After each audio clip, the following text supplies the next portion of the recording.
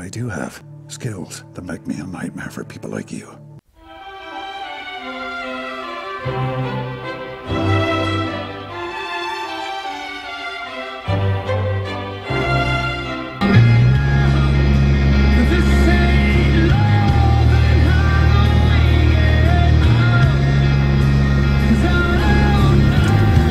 Ladies and gentlemen, boys and girls, it is the 9th of April 2018. Little update for you on the $80 ticket saga for all those that have been following. Well, the prosecutor filed her submissions or memorandum in response to my submissions for costs. She filed it was about a 34-page document, half of which was all taken up with case law reference. She used Latin phrases. I don't know if that was in an attempt to confuse me, I don't know. She used Latin, she got so many facts incorrect, she was presupposing that her evidence was strong even though we'd already had a trial and they had no evidence that I was even driving the vehicle or there that day. No witness, no evidence of an 80km/h temporary zone existing, nothing. But she still stood by the grounds that their evidence was strong and could have easily got convicted. She went on to tell me that I should be happy with having the benefit of having the matter dismissed. I don't know about you, but being dragged into court 4 times over 10 months isn't really a benefit. I could have just been an ignorant fucking sheep and just shut up and paid the $80 ticket and all would have been well. I wouldn't have been exercising my rights, you know, just been one of the masses, shut up and pay. However, I didn't, because I held them to their claim. Because remember, it's not my case, it's the prosecution's case. They're basically relying on presumptions that are written in the Land Transport Act, Section 133, where it's presumed that the registered owner is the defendant of an alleged offence unless they get a statutory declaration or something as a defence back. It's not something you must do, but given that I had a plea entered of not guilty, I think that's their answer. It wasn't me. Now, because they couldn't prove their case, she then went on to say that challenged the court's jurisdiction to even award costs. The court had jurisdiction to hear the matter. The court had jurisdiction to make a finding in the matter and dismiss the case, although they did say dismiss with consent. But the last time I checked, a court, the judge, JB, doesn't need consent from either party to dismiss a case. So that's just a polite way of saying I'll give the prosecution what they want. Now she's saying, the prosecutor is saying that they moved to withdraw the case on the 28th because it didn't meet the public guidelines under the Crown prosecutions. The thing is, they can't withdraw the case under Criminal Procedure Act Section 2011, Section 146(1). They can't withdraw the case once a trial has already happened. It's only prior to a trial that they can withdraw. After which, it's up to the judge. The matter's been heard. They don't get to pull out afterwards. You know? So, in response to Kate's pathetic excuse for a memorandum, really, I mean, she referred to registration plate AAUW69. That's not this vehicle's registration plate. That's the site location where the camera prick was parked. She's got nothing to do with this vehicle. So she can't even get banks right. She says she submitted or was moving to have the thing withdrawn on the 16th of February. 16th of February is when we got the minute from the judge inviting us back because the Ministry of Justice had lost the entire February 9th trial. February 16th, she didn't move to do fuck all. I still haven't got the transcript from the 28th of February, even though the judge made a special point to say that I would be getting it. I haven't had a response back from Jackson Cutting. He was supposed to get back to me by the 28th of March, which he didn't do. He then sent me an email saying he's been delayed, blah blah blah, waiting on some more fucking information, and he's going to get back to me by the 6th. Well, it's the 9th now. Jackson hasn't got back to me, so he's blowing me off. It's really a bad move. So, being me, I filed my response to that pathetic memo from Kate Blackmore 2 days early. Now the fact that Kate filed the memo on the 23rd and it was supplied to all of us on the 23rd, 2 days late from the time set by the court. I don't know about you, but can we say contempt of court? Now granted, in the memo, she apologised for it being filed late. So as we all know, any contempt of court is reset by an apology. Because she apologised, she got herself off the hook of being in contempt on that factor. Though I think it's pretty contemptuous to question the court's jurisdiction when it comes to awarding costs. Now, not only did she use Latin, which I, of course, responded threefold back at her, because she might say inter alias, which means among other things. I'm saying things like inter alios means among other people, inter alias, I'm saying corpus delicti, onus probandi, but you know, she wants to play let's speak in a dead fucking language. I'm happy to do that all day long. She stated that because I'm not a barrister or solicitor, I'm not entitled to the fees under the fee schedule. Well, when you read through that, it says as a party to the proceedings, which myself being a self-represented defendant was. Now she's gone on and said that I'm a self-representing litigant. So, I mean, Dad always told me, you know, don't let people call you names unless you know what they are. So, of course, I looked up what a litigant is. A litigant, according to Butterworth's Law Dictionary, is a party to a civil proceedings. You might realise that the speed camera ticket is a criminal proceedings, therefore I am not a litigant. And all of her pretty case law that she supplied is only to do with self-representing litigants and appellants in High Court and appeals. There's nothing to do with a Schedule 1 offence in a district court. Not that I'm legally trained to have the capacity to comprehend what she's brought up, but I can do my best guess, eh? So, yeah, she's 34 pages of bullshit, basically. So, in response, and what I've done is I've itemised. I went and took a photo of the prices at Victoria Park for the parking. I'm asking now, claiming for less parking costs, even though I got it slightly wrong and claimed 100 instead of 96, which she jumped all over. The parking, because it was dismissed by lunchtime on the 28th, only cost me $12 instead of $24, so I corrected that. So I'm actually claiming for less now. I've supplied documentation or evidence that I was given sleeping tablets to help me sleep after studying hundreds of hours of legislation because I was finding it difficult to sleep. With that much shit going on in your head, it's really hard to rest afterwards. It's like doing a marathon. Your biggest muscle on your body is being used and it's exhausting afterwards. So yeah, I got some help. I got a couple of sleeping tablets from the doctor to help me get some rest. All of these things come into play. I've given her the 70km/h mileage that it takes from my residence to court and back again, which is a 70k trip according to Google Maps.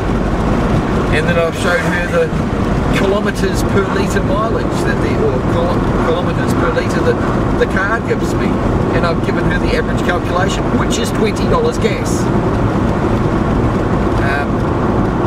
Yeah, I pretty much every fault she's got in that memo, I've listed out her faults. I've used facts and only facts to back my response. Things like legislative references, which there are plenty of.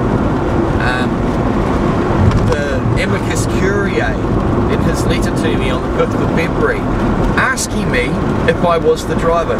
Not once, but twice. That's what you call a breach of your Bill of Rights, Section 25C or D, where you have the right not to be compelled to be a witness or to confess guilt. And yet the amicus, which the court appointed to help the court, did nothing but try and draw a confession from me. So I don't know how many different ways you want to say miscarriage of justice. The judge was happy to suggest that if I could substantiate the fact that the New Zealand police, in all of their abundant ignorance, chose to not respond to me for 5 months and my 3 or 4 separate requests for initial disclosure, and given that a plea, not guilty plea or deemed not guilty plea from old Judge Timothy Black, the arsehole that was certainly not impartial, given he deemed a not guilty plea, he was supposed to tell me what the offence was. He was supposed to read it out to me. He was supposed to be satisfied I had been fully and fairly informed. He was supposed to be satisfied that I had had initial disclosure in accordance with Criminal Disclosure Act, Section 12.1. He didn't. So, I mean, how many different ways can they fuck up trying to prosecute one guy for an $80 ticket? I counted over 20. Now the prosecution, of course, in all of their infinite wisdom, have turned around and pointed the finger solely at the Ministry of Justice. They're saying we're wanting to dismiss or withdraw the matter now because the Ministry of Justice, because the Ministry of Justice lost the February 9th hearing. The entire judge-alone trial gone. You know, it might be that they want to hide the case law that I could have said. It might be that they wanted to hide the fact that the witness lied on the stand repetitively. They might want to hide some of the things I brought up. They won't be hiding it for good. I can guarantee you that. Because somebody may have still even recorded the entire missing lost trial. And that may just show up in the public realm sooner or later. So, you know, I'm not the type of guy to just be pacified with a little letter saying, thanks for your feedback, we'll get back to you. Oh no, Jackson learnt that one firsthand. So, where I'm at now is that I've asked for a minimum of $164 for the petrol and parking, $84 parking, $80 petrol for the 4 separate trips and parking. I've asked for $226 for each appearance, which to me is perfectly reasonable, given the amount of bullshit these cunts have put me through.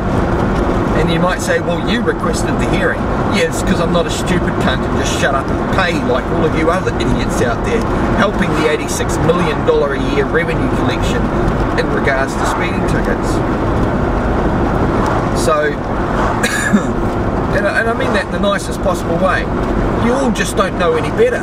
You're all too busy with the rat race of life. Doing your jobs, paying your rent, keeping food on the table, looking after your family, looking after sick or injured people or people less fortunate.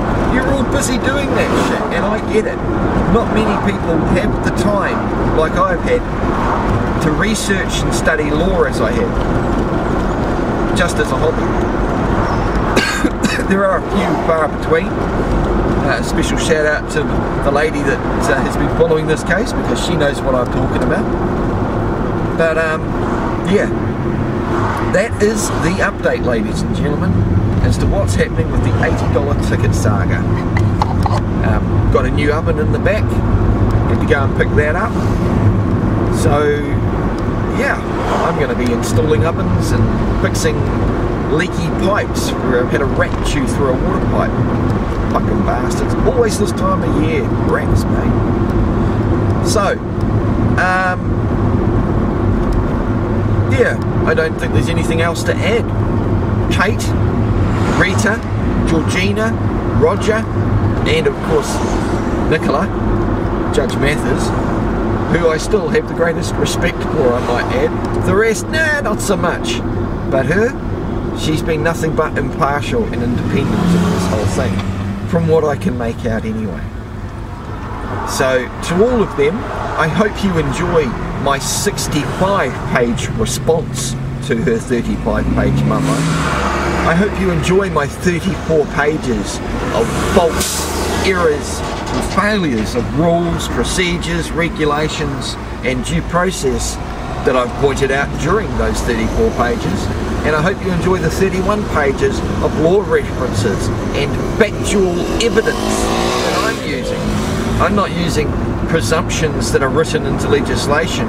Should I be a passive acquiescence and just shut up? No, no, no.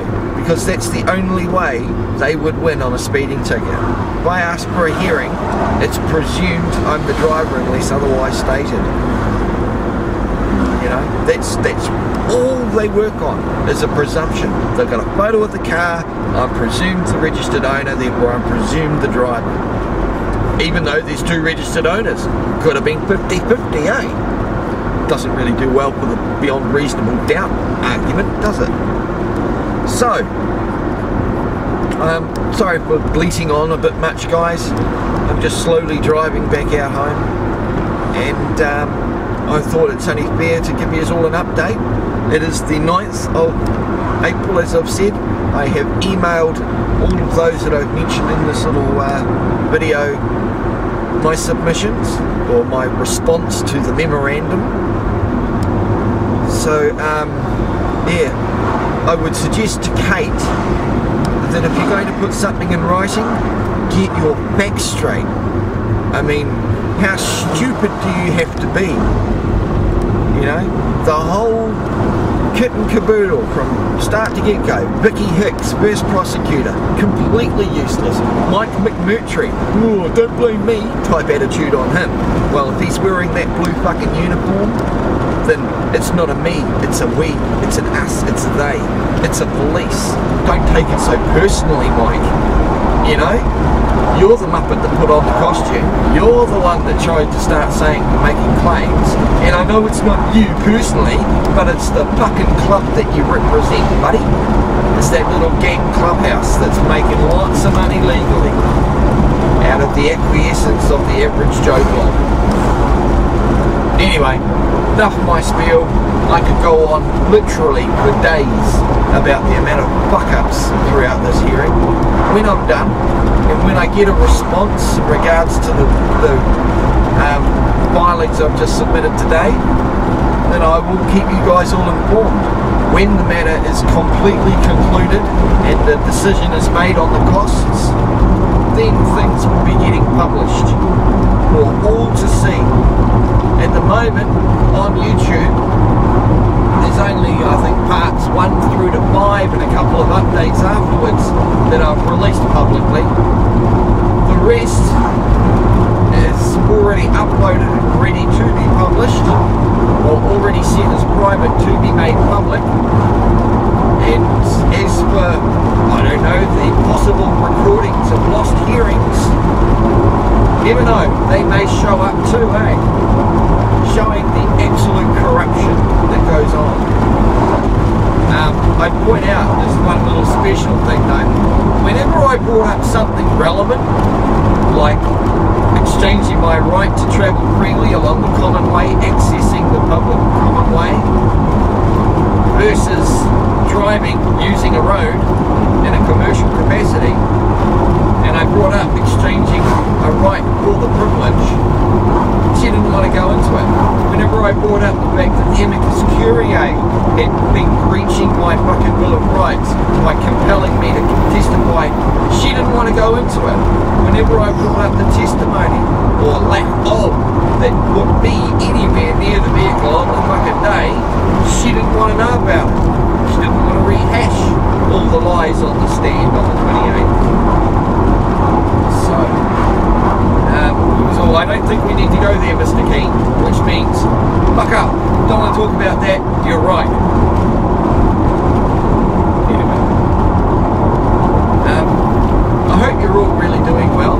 As far as the parking ticket for my mate Mr. Wind in the trees, that's gone.